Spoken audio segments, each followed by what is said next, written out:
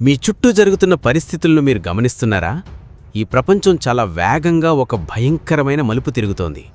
Bible భాషలో చెప్పాలంటే మత్తయి సువార్త 24లో యేసుక్రీస్తు చెప్పిన ప్రసవ వేదనలు, బర్త్ పెయిన్స్ ఇప్పుడు తారస్థాయికి చేరుకున్నాయి. మోసాలు పెరిగిపోతున్నాయి, యుద్ధాలు జరుగుతున్నాయి. కానీ మీకొక సంతోషకరమైన వార్త చెప్పనా? క్రీస్తు విరోధి ఈ లోకాన్ని తన చేతుల్లోకి తీసుకుని నాశనం చెయ్యడానికి ముందే దేవుడు తన సంఘాన్ని ఈ లోకం నుండి తప్పిస్తాడు. అవును, 1 తెస్సలోనికేయులకు 5:9 ప్రకారం దేవుడు మనలను ఉగ్రత పాలగుటకు నియమించలేదుగాని రక్షణ పొందుటకే నియమించాడు. త్వరలో ఆకాశం నుండి ఒక బూర శబ్దం వినబడబోతోంది.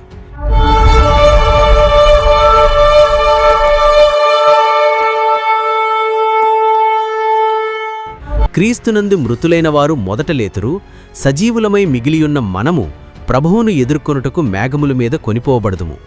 యోహాను సువార్త 14లో యేసయ్య చెప్పినట్లు ఆయన మన కోసం స్థలము సిద్ధపరిచి మనల్ని తనతో తీసుకెళ్లడానికి రాబోతున్నాడు. 1948లో ఇజ్రాయేలు ఒక దేశంగా ఏర్పడిన నాటి నుండి యుగాంతపు గడియారం వేగంగా పరిగెడుతోంది.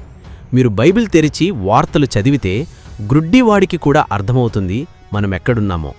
అందుకే దేవుని వైపు తలెత్తి చూడండి, సిద్ధపడండి. Look up, pack up, where going up. ఇప్పుడు ప్రపంచంలో ఏం జరుగుతుందో తెలుసా? మిడిల్ ఈస్ట్లో పరిస్థితులు అదుపు తప్పుతున్నాయి. అమెరికా మరియు ఇరాన్ మధ్య ముఖాముఖి దాడులు మొదలయ్యాయి.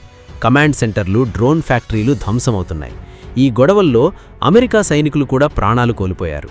మరోవైపు ఇజ్రాయెల్ ప్రధాని బెంజమిన్ నెతన్యాహు అమెరికా నాయకులతో అత్యవసర సమావేశాలు జరుపుతున్నారు. ఇదంతా కేవలం రాజకీయాలనుకుంటున్నారా? కాదు, ఇది పక్కా ప్రవచనం, ప్రాఫెసీ. ఇరాన్ కొత్త సుప్రీం లీడర్ ఎలాగైనా అణువాయుధాలు తయారు చేయాలని కంకణం కట్టుకున్నాడు. ఎందుకో తెలుసా? వారికున్న ఒక మతపరమైన నమ్మకం ప్రకారం ఈ ప్రపంచంలో భయంకరమైన వినాశనం సృష్టిస్తేనే వారి మహదీ అనే నాయకుడు బయటకొస్తాడు. ఆ వినాశనం కోసమే వారు న్యూక్లియర్ బాంబుల కోసం ఆరాటపడుతున్నారు.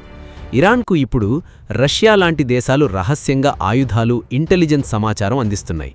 ఎజేకియేలు గ్రంథంలో చెప్పబడిన గోగు మాగోగు యుద్ధానికి రష్యా, ఇరాన్ ఎలా ఏకమవుతాయో బైబిల్ స్పష్టంగా చెప్పింది. ఆ కూటమి ఇప్పుడే మన కళ్ల ముందే తయారవుతోంది. ఇప్పుడు సైనిక టెక్నాలజీ ఎంత భయంకరంగా మారిపోయిందో చూద్దాం. అమెరికా B-61-13 అనే ఒక అత్యాధునిక న్యూక్లియర్ గ్రావిటీ బాంబును తయారు చేసింది. ఇది మామూలు బాంబు కాదు. రెండవ ప్రపంచ యుద్ధంలో హిరోషిమా మీద పడిన బాంబు కంటే ఇది 24 రెట్లు ఎక్కువ శక్తివంతమైనది.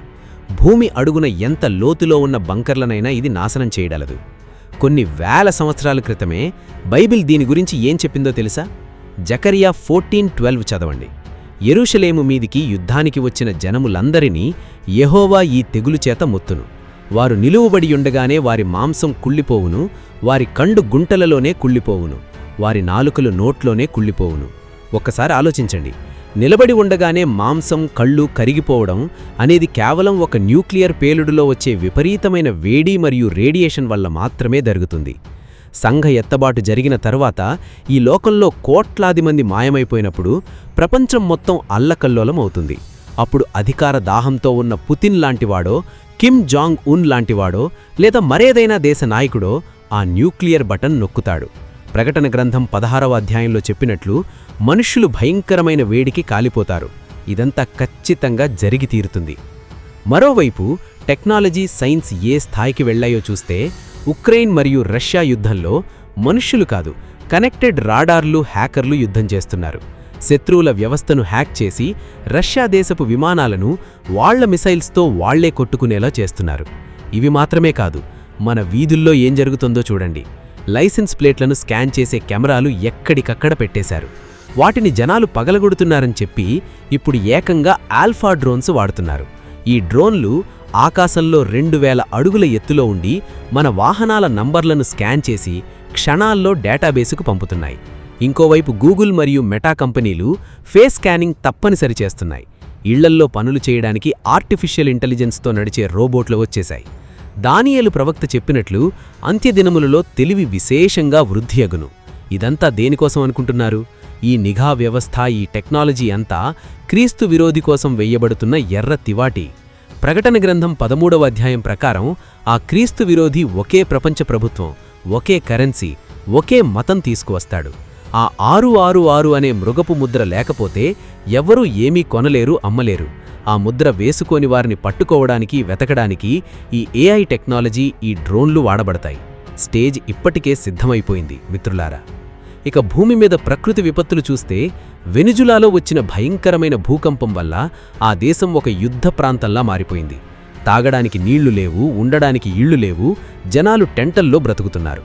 అమెరికాలోని టెక్సాస్లో కూడా 5.1 తీవ్రతతో భూకంపం వచ్చింది. యేసుక్రీస్తు మత్తయి 24లో చెప్పినట్లు కరువులు, భూకంపాలు, తెగుళ్లు వరుసగా వస్తున్నాయి. ప్రకటన గ్రంథం 6వ అధ్యాయంలో ఉన్న 4 గుర్రాల క్రమం, తెల్ల, ఎర్ర, నల్ల, పాలిపోయిన గుర్రాలు సరిగ్గా ఇలాగే ఉంది. హగ్గాయి 2:6లో దేవుడన్నాడు కదా, ఇక కొంతకాలమునకు ఆకాశమును, భూమిని, సముద్రమును నేను కంపింపజేతను. ప్రస్తుతం మనం చూస్తున్నవి కేవలం ట్రైలర్ మాత్రమే. రేపు శ్రమల కాలంలో రాబోయే మహా విపత్తులకు ఇవి ముందస్తు సూచనలు.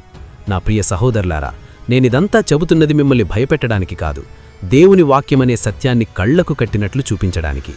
వాస్తవాలేంటంటే, యేసుక్రీస్తే మార్గము, సత్యము, జీవము. Jesus is the way, the truth and the life. ఆయన ద్వారా తప్ప ఎవ్వరూ తండ్రి యొద్దకు రాలేరు. ఇది భయపడే సమయం కాదు, ఫైట్ చేసే సమయం. Time to fight. దేవుడు మనకు పిరికితనము గల ఆత్మను ఇవ్వలేదు, శక్తియు, ప్రేమయు, సుబుద్ధియు గల ఆత్మనే ఇచ్చాడు. మీ సిలువను మోయండి, క్రీస్తును వెంబడించండి, ప్రతిరోజూ ప్రార్థనతో సాతానును ఎదిరించండి. రాజుల రాజు రాబోతున్నాడు. ఆయన రాకడ కోసం మీ హృదయాలను పవిత్రంగా ఉంచుకోండి. మీరు నాతో ఏకీభవిస్తే ఈ చిన్న ప్రార్థన నాతో పాటు చెయ్యండి.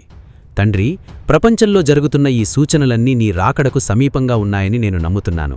క్రీస్తు విరోధి మోసాల బారిన నేను పడకుండా నన్ను మరియు నా కుటుంబాన్ని కాపాడు. నేను భయపడకుండా ప్రతిరోజూ నీ వాక్యంలో నిలబడి ఒక సైనికుడిలా పోరాడే శక్తిని, మెలకువను నాకు దయచేయి. నీ రాకడ కోసం నన్ను ఆత్మలో సిద్ధపరచుము. యేసునామంలో ప్రార్థిస్తున్నాను. ఆమేన్. దేవుడు మిమ్మల్ని బహుగా దీవించునుగాక. పైకి చూడండి, సిద్ధపడండి, మన రాజు వస్తున్నాడు. ప్రభువు చిత్తమైతే మరో సందేశంతో కలుద్దాం, లేదా ఆయన రాకడలో పరలోకమందే కలుసుకుందాం. Shalom, shalom. God bless you. Strength in grace. It's all about Jesus.